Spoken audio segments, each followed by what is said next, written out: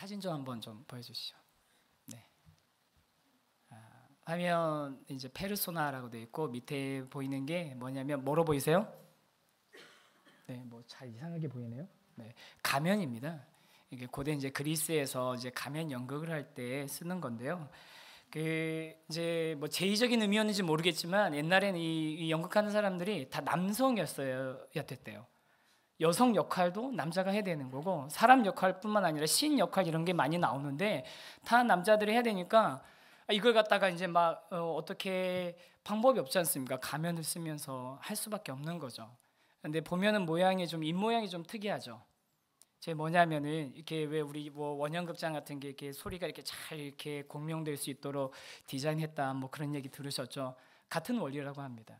이게 이렇게 메가폰 들고서 할 수 없으니까 이 모양을 약간 나팔처럼 만들어서 이렇게 확성기 효과를 만들어낸 게 이제 고대 그리스 연극에 사용된 가면인데 그 가면을 지칭하는 단어인 페르소나. 근데 이 단어가 나중에 라틴어하고 이렇게 결합되면서 영어에 우리가 아는 어떤 단어가 되는지 아세요? 와, 역시 수능 영어 외국어 영역 몇 점 맞으셨는지. personality, 사람 혹은 인격이라는 단어로 이게 발전이 된다는 거예요.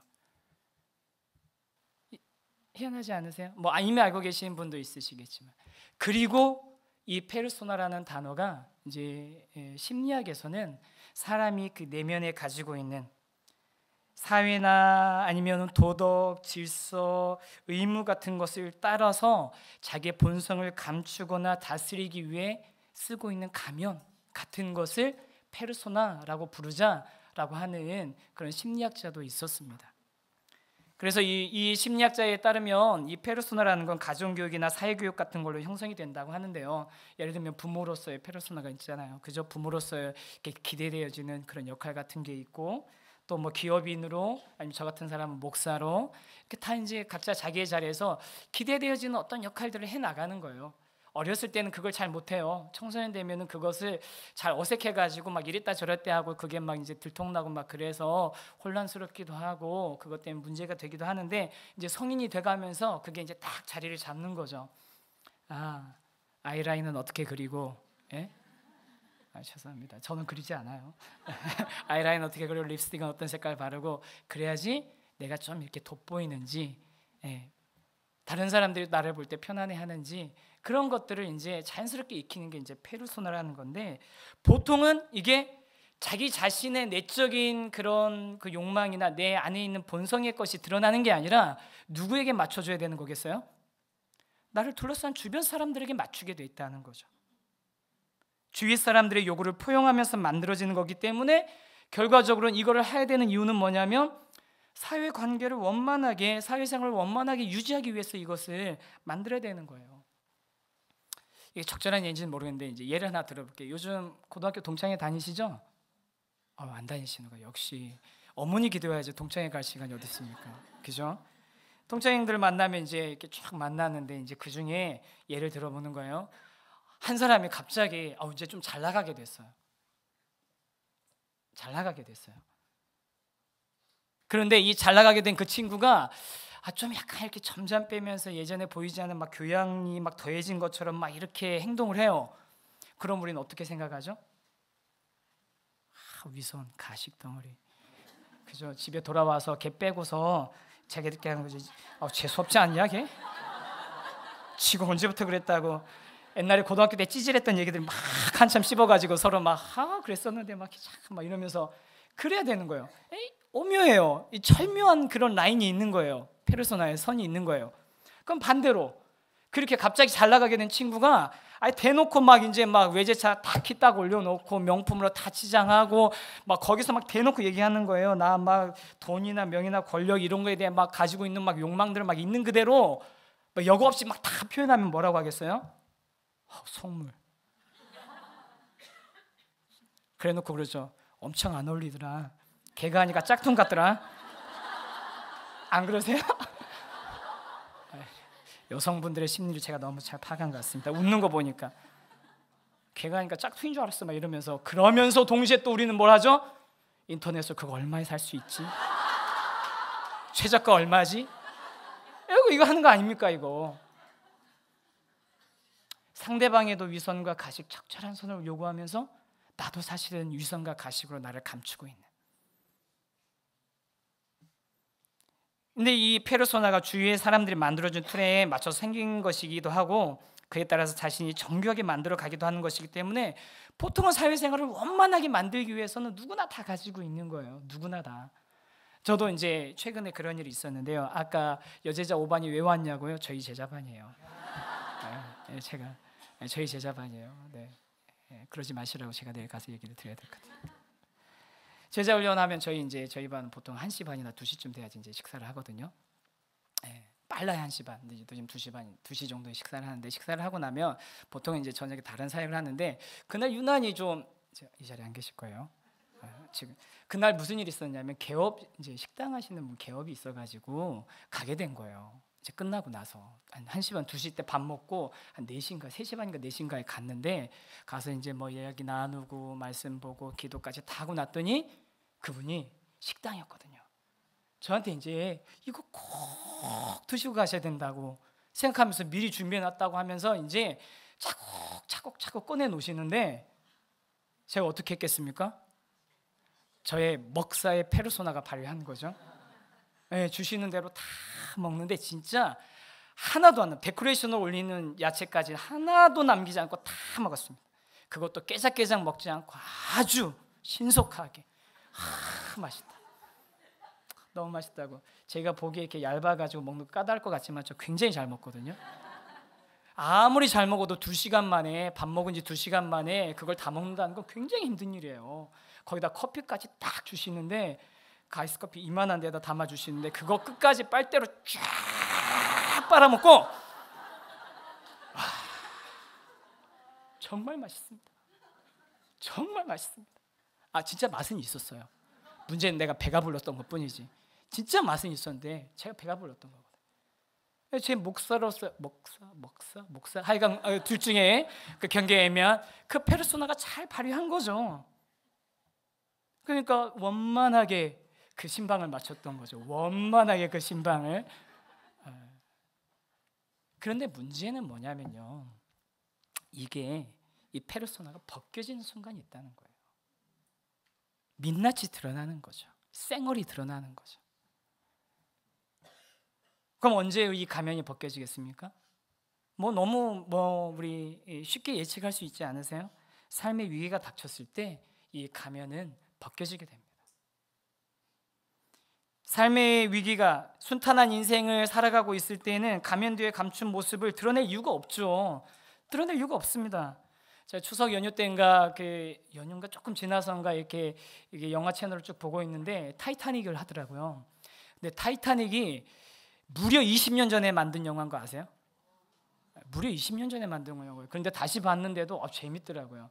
근데 저는 재밌게 보고 있는데 저희 아내는 지나가면서 보면서 디카프리오 막 얼굴 뽀송뽀송해 막. 저는 저를 쳐다보진 않았을 거예요. 저는 푸석푸석한데.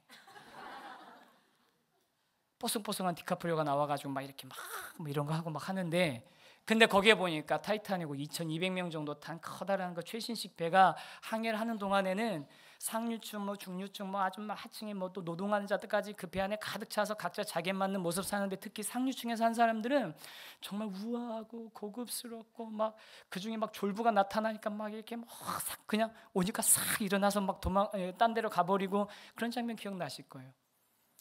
그런데 그때 평온할 때는 바다를 대서양을 안전하게 항해할 때는 아무 문제가 없었어요. 그런데 빙산에 딱 부딪히고 배에 물이 차고 배가 기울어지는 그 순간이 되니까 어떻게 됩니까?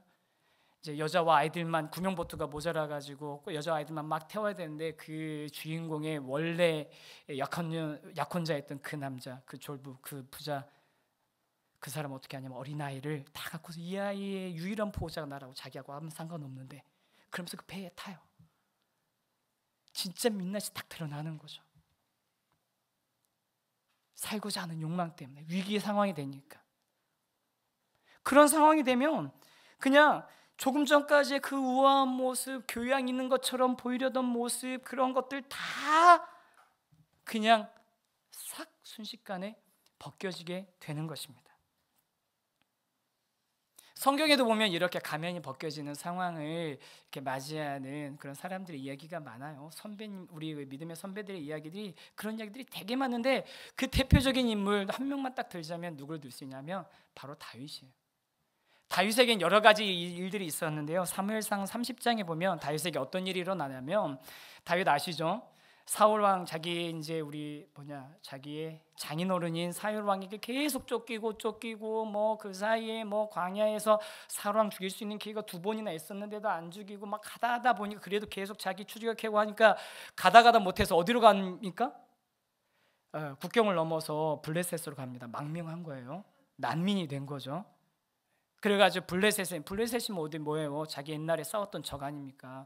그런데 거기 가가지고서 막 미친 체하고 또 왕한테 막 빌어가지고서 간신히 이제 거기서 정착하는데, 문제는 뭐냐면 이 블레셋이 이스라엘 사로왕이 이끄는 이스라엘과 전쟁을 하겠다는 거예요. 그러면서 블레셋 왕 아기스가 자기 밑에 있는 모든 군사 거느린 여러 방백들 다 모이라고 하니까 다윗도 어떻게 됩니까? 자기도 거기 빌붙어 살고 있으니 출동해야죠. 군대 끌고 나가야죠. 그런데 다윗 왕, 그 죽일 수 있는 기회가 있는데도 사울을 안 죽였던 다윗 왕인데 자기 민족 이스라엘과 전쟁하는 게 편했겠어요? 마음이 불편했죠. 그래서 막 괴로운데 정말 진짜 다행히도 어떤 일이 일어나냐면, 블레셋 왕은 다윗을 데리고 가서 같이 싸우고 싶은데 그 블레셋 왕의 주변에 있던 신하들이 다윗을 싫어하는 거예요. 왜요? 옛날에 골리앗 죽였던 게 다윗 아닙니까? 블레셋 장수 골리앗 죽였던 게 다윗 아닙니까? 제 다윗이 뒤에서 우리 두통수 치면 어떡하냐고, 쟤랑 못 가겠다고 손 내저니까 블레셋 왕도 어쩔 수 없이 그냥 너네 돌아가라. 다행이었거든요. 여기까지는 되게 좋게 일이 잘 풀린 것 같아요. 근데 문제는 그렇게 해서 돌아와 보니 군대 남자들 다 끌고 가서 전쟁 나가려고 했다가 다행이다 하고 돌아와 보니 자기가 원래 살고 있던, 이제 진치고 있었던 그 진영, 가족들, 재산들, 자녀들 다 남겨있던 그 진영에 다른 이방 민족인 아말렉이 침투해가지고 다 불태워버리고 자녀들과 여자들은 다 붙잡아갑니다. 다윗의 아내까지도 다 포함해서 다 잡아가는 거죠. 근데 그렇게 폐허가 돼 있고 자기의 가족들이 다 잡혀간 것을 본 그 상황에 그 다윗과 함께 했던 사람들이 어떤 반응을 보이느냐? 사무엘상 30장 3절, 4절, 6절을 한번 저희가 화면에 나오니까 한번 같이 한번 읽어보겠습니다. 시작.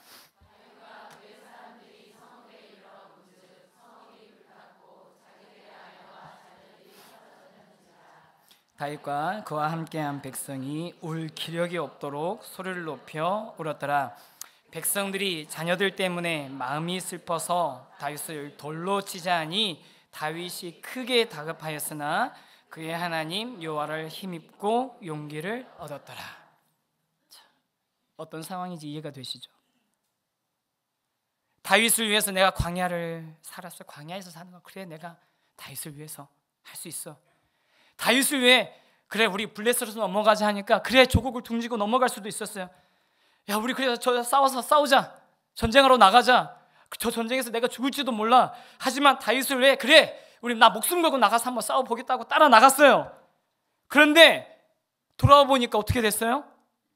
아내와 아이들 잡혀가고 폐허가 되어 있는 모습을 보니 그동안 든든한 친구고 동료고 신하고 군사였던 그 페르소나 가면이 벗겨지는 거죠. 벗어버리는 거죠. 제껴버리는 거죠. 민낯이 드러나는 겁니다. 울 기력이 없도록 소리 높여서 울고 난 뒤의 행동 뭡니까? 다윗을 돌로 치자 하니. 내가 이 꼴 당하려고 네 꽁문이 졸졸 쫓아다닌 줄 아냐고. 이게 다 너 다윗 때문이라고. 돌로 들어서 쳐 죽이려고 한 거죠. 더 이상 괜찮은 척, 문제없는 척 할 수 없는 상황이 된 거예요.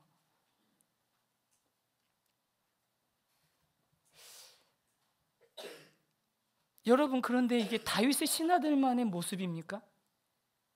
다윗을 돌로 치려고 했던 그 군사들만의 모습입니까? 우리들은 어떤가요? 경제적으로 안정되고 부부관계 좋고 자녀도 공부 잘하고 수능 잘 보고 괜찮은 학교 들어가고 몸 건강하고 그동안 살면서 배워온 그런 가면들 벗을 일 없는 그런 평온한 상태일 땐 아무 문제 없죠. 그런데 이 중에 하나라도 흔들렸을 때, 재정, 부부관계, 자녀, 건강, 그 중에 하나라도 흔들렸을 때 여러분들의 반응은 어떠셨나요?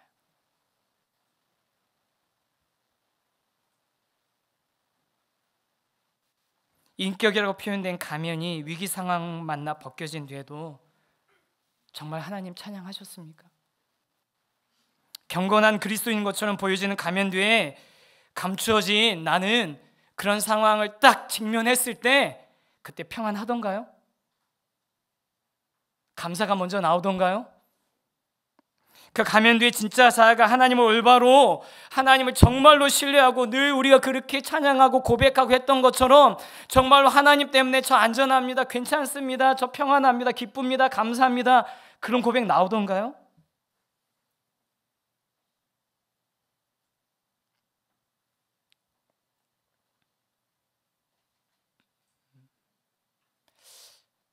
죄송하지만 사실 그 가면 뒤에 있는 진짜 민낯의 쌩얼의 우리들의 모습은요, 성경에 있는 그대로 표현하면 만물보다 부패했다라고 표현하고 있습니다. 만물보다 부패한 게 사람의 마음이라고, 사람의 속사람이라고. 겉으로는 괜찮은 것처럼 하지만 우리 속은 만물보다 부패한 겁니다. 여러분, 요즘 이영학 사건, 용인가족 살인 사건, 텍사스에서 총기 난사해서 전체 그 조그만 마을의 인구 20% 이상이 죽거나 다친 그런 사건들 보면서 야, 과거에나 현재나 아니 어떻게 사람이 저럴 수 있나, 이런 얘기들, 그런 생각들 하시죠? 저도 그렇거든요. 어떻게 사람이 사람의 탈을 쓰고 저럴 수 있나 하면서도 그 다음 말은 제 생각에는 제 스스로 뭐라고 했냐면, 사람이 저럴 수도 있구나. 사람이 저럴 수도 있구나.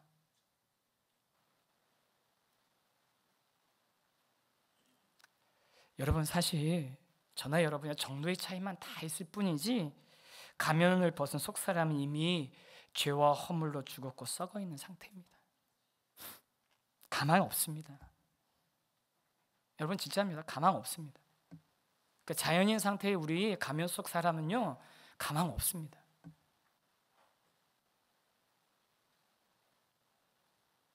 죄와 허물로 죽을 뻔한 게 아니고요, 죄와 허물로 이미 죽었습니다. 썩은 내가 진동합니다.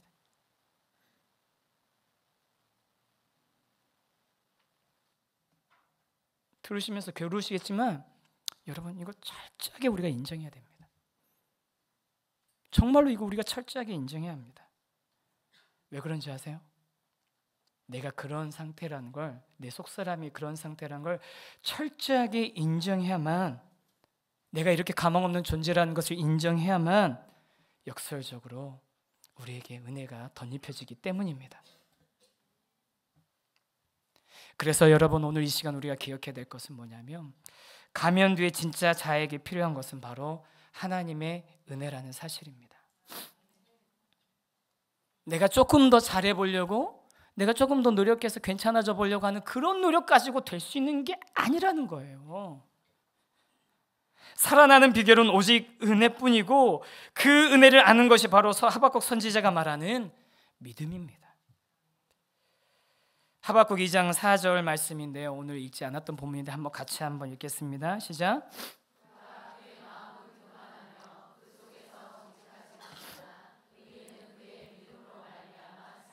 뭐라고요? 그의 마음은 교만하며 그 속에서 정직하지 못하지만 의인은 그의 믿음으로 말미암아 살리라. 여러분, 여기서 말하는 오직 의인은 믿음으로 말미암아 산다고 얘기하셨는데, 여기서 말하는 믿음은 내가 하나님 믿습니다 하고 확신하게, 어찌됐든 하나님 믿을게요, 그냥 어쨌든 믿을게요, 덮어놓고 믿을게요, 그런 믿음이 아니에요. 여러분, 그런 믿음 아니에요. 그런 확신, 종교적인 확신은요, 사실은 아까 얘기했던 페르소나하고 비슷해요. 우리가 흔히 믿음이 좋다라는 표현 그렇게 많이 쓰는데, 많은 경우는 속사람의 믿음과 상태와 상관없이 겉으로 드러난 종교적인 믿음, 종교적으로 익숙한 모양으로 새겨진 가면일 수도 있습니다. 그리고 이런 종류의 가면은요, 기독교뿐만 아니라 다른 어느 종교에나 다 있어요. 어느 종교에나 다 있다고요. 그런 신뢰에 다 있어요. 절에 가서 108배 하는 사람도 그런 신뢰 있어요. 선앙당에다 돌 쌓아놓고서 손 이렇게 비비는 사람도 다 있다니까요. 우리 옛날 어머니들 깨끗한 물 한 정한수라고 하죠. 아무도 안 뜬 정한수 한 그릇 떠가지고서 달빛 아래 거기다 이렇게 놓고서 뭐 아무 돈 없어서 풍족하지 못해서 다른 거 좋은 건 드릴 수 없고 깨끗한 물이라도 한 그릇 바치면서 비는 그 마음에도 그런 정도의 신뢰나 그런 정도의 믿음은 다 있어요. 그럼 우리의 믿음하고 그런 믿음이 다른 게 뭐냐고요. 뭐냐고요 도대체. 우리의 믿음은 그런 게 아닙니다. 나의 확신, 나의 신념이 아니에요. 나의 확신과는 아무런 상관없이 너희는 그 은혜에 의하여 믿음으로 말미암아 구원을 얻었나니 이것이 너희에게서 난 것이 아니요 하나님의 선물이라. 행위에서 난 것이 아니니 이는 누구든지 자랑하지 못하게 하려 함이라는 에베소서 2장 8절 9절의 말씀, 그게 믿음입니다. 로마서 1장에 복음에는 하나님의 의가 나타나서 믿음에서 믿음으로 이르게 하나니 기록된 바 오직 의인은 믿음으로 말미암아 살리라 함과 같으니라 라는 그 말씀에서 나오는 믿음이 우리가 성경에서 말하는 진짜 믿음입니다. 나에게서 나온 게 아니라 하나님에게서 온 거, 은혜 때문에 생긴 거, 내 확신과 신념 때문이 아니라 나는 정말 대책 없고 가망 없는 존재인데 하나님 때문에, 그 은혜 때문에 내가 살아났고 그 은혜 때문에 내가 하나님을 인지하게 된 거, 그게 진짜 믿음인 것입니다.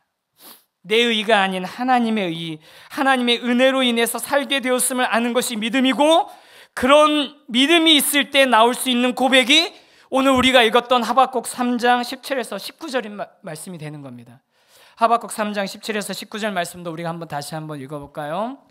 천천히 읽어보겠습니다. 시작.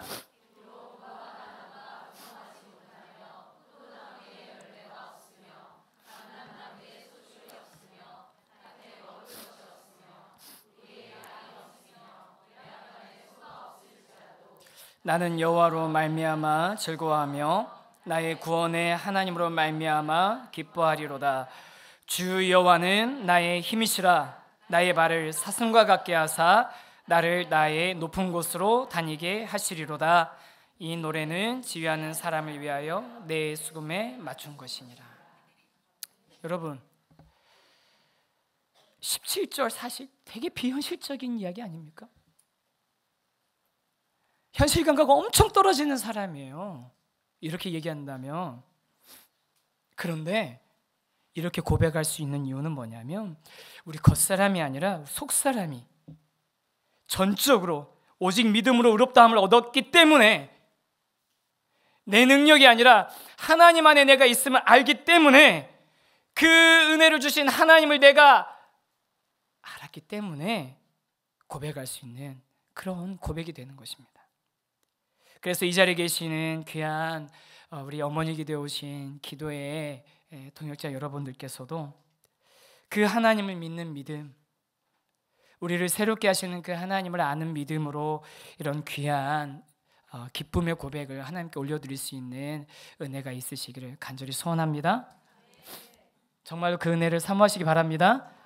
기쁨이 내가 무화과 나무가 열매가 있으니까, 포도가 있으니까 생기는 기쁨이 아니라, 그런 것과 상관없는, 있든 없든 기뻐하는, 여호와로 인하여서 즐거워하는 그런 진짜 믿음이 이 자리에 계신 우리 모두에게 있었으면 좋겠습니다. 그런데요, 여기서 우리가 한 가지 더 알아야 할 것이 있습니다. 이런 하박국의 고백은 온갖 환난과 어려움과 고통이 있었는데, 그런 고통 가운데 나는 은혜를 받아서, 나는 그 은혜로 구원받았기 때문에 야 다행이다, 다행이다, 큰일 날 뻔했네, 큰일 날 뻔했네, 큰일 날 뻔했네 하면서 가슴 쓰다듬으면서 난 살았다, 그래서 나오는 고백은 아니라는 거예요. 뭐냐면요, 이거 참 비유 생각하면서도 되게 참 유치했는데, 그 주말에 경부고속도로 엄청 꽉 막혀 있거든요. 서울 나갈 때. 근데 그 옆에 고속도로 전용 차선 그 있잖아요. 버스 전용 차선 그거 다가 쫙 지나가면 나는 다행이다. 난 다행이다. 이 마음 들거든요. 굉장히 큰 기쁨이 있습니다.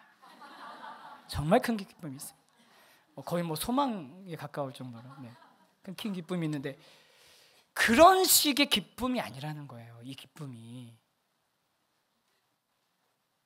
도대체 저 목사 뭔 소리 하려고 이렇게 막 자꾸 판을 키워가는 거냐. 저도 지금 감당이 안 될 수도 있는데, 뭐냐 쉽게 얘기하냐면, 우리가 진짜 은혜를 받고 진짜 하나님의 그 구원의 기쁨을 누리게 되면 뭘 알게 되냐면요, 하나님의 큰 그림을 이해하게 된다는 거예요.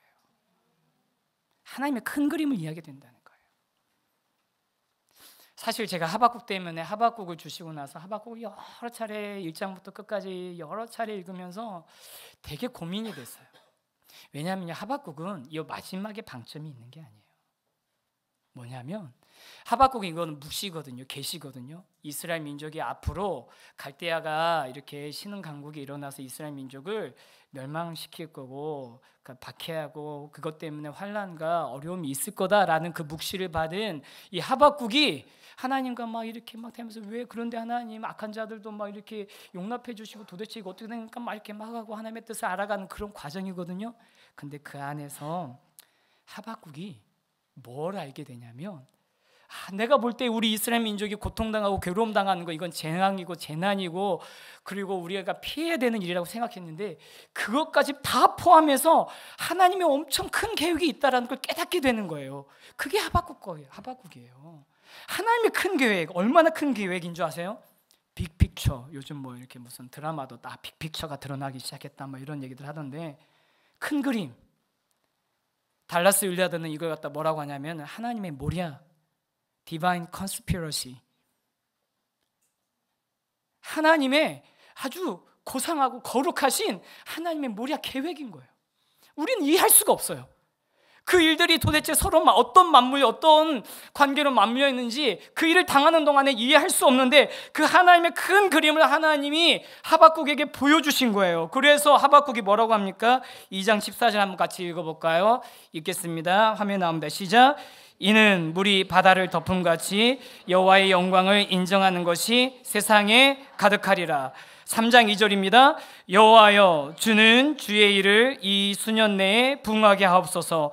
이 수년 내에 나타내시옵소서. 진노 중에라도 긍휼을 잊지 마소서. 3장 3절입니다. 그의 영광이 하늘을 덮었고 그의 찬송이 세계에 가득하도다. 할렐루야. 나 한 사람 개인의 삶을 넘어서, 우리 민족을 넘어서 온 땅에 가득한 하나님의 영광, 물이 바다를 덮음같이 여호와의 영광을 인정하는 것이 세상에 가득하리라. 주의 그 부흥케 하시는 일이, 진노 중이라도 긍휼이 있지 않으신 하나님의 그 역사가, 그로 인해서 영광이 하늘을 덮고 찬송이 세계에 가득하는 그 일이 수년 내에 일어날 것이라고, 하나님의 계획 안에 일어나게 될 것이라고, 그 그림을 보았기 때문에, 그 큰 그림을 보았기 때문에 이제 하박국은 얘기할 수 있는 거예요. 내 삶에서 일어나는 일들, 내가 심은 무화과 나무는 잎이 말라버렸어요. 내가 만들어 놓은 포도밭에서는 포도를 한 상자도 못 땄어요. 내가 이번에 밭 깔고 심었는데 완전 망했어요. 내가 만들어 놓은 우리 안에 원래는 양이 좀 있었는데 그거 누가 다 훔쳐가 버렸어요. 내 외양간에 이게 소가 있어야 되는데, 송아지가 있어야 되는데 없어져 버렸단 말이에요. 그러면 하나님 원망하고, 하나님 도대체 나한테 왜 그러시는 거냐고 소리치면서 따져야 되는데, 그런데 하나님의 큰 그림을 보고 나니까, 하나님의 큰 그림을 보니까 물이 바다를 덮음같이 여호와의 영광을 인정하는 것이 온 땅에 가득하리라. 나는 이스라엘 민족만 생각했는데, 나는 내 집만 생각했는데, 그 하나님의 큰 그림을 보고 나니까 난 여호와로 인하여 즐거워하고 그 큰 구원을 이루신 하나님으로 인해 기뻐하게 됐다는 거죠.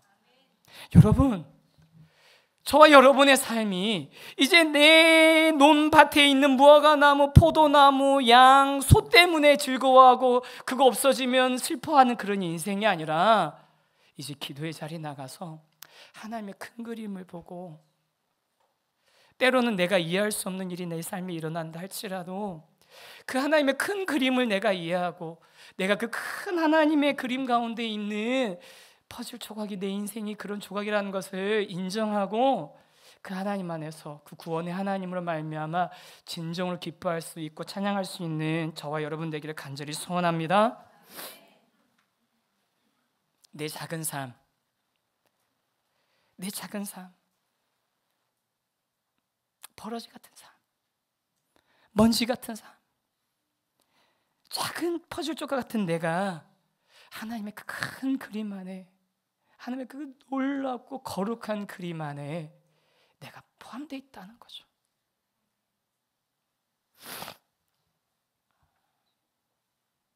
우리 하나님께서는 버러지 같고 먼지 같은 우리들을 향하여서 너는 내 아들이다, 너는 내 딸이다, 오늘 내가 널 낳았도다, 그렇게 말씀하고 계시는 것 확신하시고 금성 들으시고 그 기도의 자리에서 하나님의 큰 그림을 우리가 알아가고 배워가시는 그런 은혜가 있기를 소원합니다. 이 말씀을 한 가지만 더 들고 마치려고 합니다. 여러분, 사실 이 가면이 벗겨지는 상황 중에 가장 극적인 상황, 사실 성경에 보면 욥입니다. 우리가 그 욥의 그 과정들 보면요, 하나님이 욥을 자랑하세요. 우리는 왜 하나님이 욥에게 이런 고난과 시련을 허락하셨냐고 우리가 그렇게 생각하기 쉬운데, 여러분 성경 말씀 한번 잘 보세요. 욥은요, 하나님이 엄청 자랑스러워하는 하나님 나라의 대표 선수예요. 사탄이 왔는데 그러죠. 네가 뭘 봤냐? 너 욥 본 적이 있냐? 욥 같은 사람 본 적이 있냐? 저렇게 의롭고 저렇게 완전하고 정직한 사람 본 적이 있냐? 내 대표 선수야, 우리나라. 그랬더니 사단이 이제 깐죽거리는 거죠. 하나님 뭔 소리 하시는 거예요? 그거 페르소나예요. 모르세요? 하나님? 페르소나 가면 하나님이 짐승도 뭐 재산도 많이 주시고 자녀도 좋게 하고 건강도 주시고 하시니까 그거 쓰고서 저거 괜찮은 척 하는 거 아니에요. 저거 한번 벗겨보면 대번에 속사람 드러나면 하나님 실망하실걸요? 하나님 왜 당당 안 쓰고 자신감 있어? 저 한번 해보라고. 아니라고. 왜냐하면 하나님 중심을 보시는 분이시니까. 벗겨봤더니 어떻게 됩니까? 사단이 벗겨봤더니 욥이 하나님 범죄하지 않아요, 하나님 앞에서.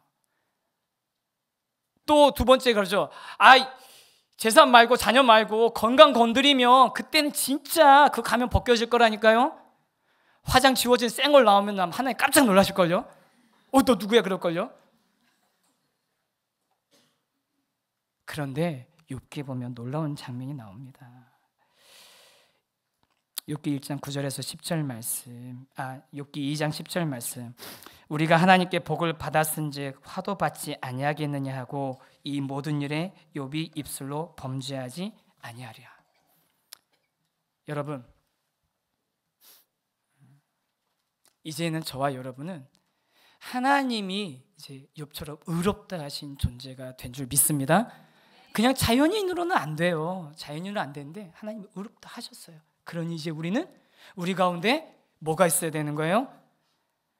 하나님의 주권을 인정하고 하나님의 그 구원을 감격적으로 우리가 받았음을 우리가 이해하고 내가 그 은혜 가운데 있음을 감사하면서 구원의 하나님을 어떤 상황에서도 어떤 환경에서도 찬양할 수 있는 그런 저와 여러분이 되기를 간절히 소원합니다. 나에게 닥친 위기는 어렵고 고통스러운 것이지만 그래도 내가 다 이해할 수 없는 하나님의 큰 그림이 있음을 인정할 때 사단이 가면을 벗기려고 들어도 당황하지 않게 될 거예요. 은혜로 인한 믿음으로 살아난 민낯이 드러나도 부끄럽지 않을 거예요. 사단이 가면을 벗기면 추한 썩어 문드러진 얼굴이 나오는 게 아니라 벗겼을 때 어떤 얼굴이 나냐? 짜잔, 꿀피부, 자연미인. 꿀피부 자연미인. 할렐루야. 정말 확신하시는 거죠? 사단이 가면 벗겨도 우리 안에 그런 아름다운 그리스도의 그 놀라운 은혜로 새로워질 모습이 나오게 되기를 저희들 간절히 소원하고, 또 그 은혜를 늘 확인하면서 하나님께 기쁨으로 나아가는 저와 여러분 되시기를 축복합니다. 사실 제가 이 학기 어머니 기도에는 좀 뭔가 특별함이 있어요. 뭐냐면 제가 의도하지 않은 저의 이야기들을 이제 좀 꼭 할 수 있게 하시는 부분이 있는 것 같아요. 왜냐하면 지난해 어머니 기도에 왔을 때는 요배관에서 저를 설교 말씀을 이제 부탁해가지고 그때 이렇게 나눔했었는데, 오늘은 저에게 배정을 해주시는데, 보통은 저 어머니 기도에 이제 해달라고 그러면은 이제 제가 막 되게 사양을 하거든요. 저 바빠요. 네, 정말이에요. 네, 보통은 사양을 하는데 11월 8일인 거예요. 11월 8일 오늘이 무슨 날이냐면 황사가 맞는 날이 아니고 사실은 저희 첫 아이를 이제 떠나 보낸 날이에요. 올해가 이제 딱 7년째 되는 날인데 계속 이걸 준비할 때마다 알람이 한 번씩 떠요. 현진이 길 뜨는데 왜 11월 8일일까? 사실 여러분, 저도 제 민낯이 드러났을 때 너무 부끄러웠어요. 제가 목사인 게 너무너무 참 초라해 보이고, 내 아이에게 그 안전이 보장되지 않을 때, 하나님이 그걸 허락해 주시지 않으셨을 때 저 정말 하나님 앞에 엄청 대들었거든요. 고래고래 소리 지르고요. 한번 해볼 때까지 한번 해보자는 거냐고, 그렇게 하나님한테 고개 빳빳하게 쳐들고 그렇게 했었거든요. 알아요. 너무 잘 알아요. 지금 또 그런 아픔 가운데, 어려움 가운데 있는 분도 이 자리에 계신 것 저 알아요. 근데 그때 우리 가면 속에 내가 하나님의 은혜로 새로워지고, 가면 속이나 겉이나 다를 바가 없는 참 그리스도인의 모습들을 갖춰나가는 저와 여러분 되기를 간절히 소원합니다.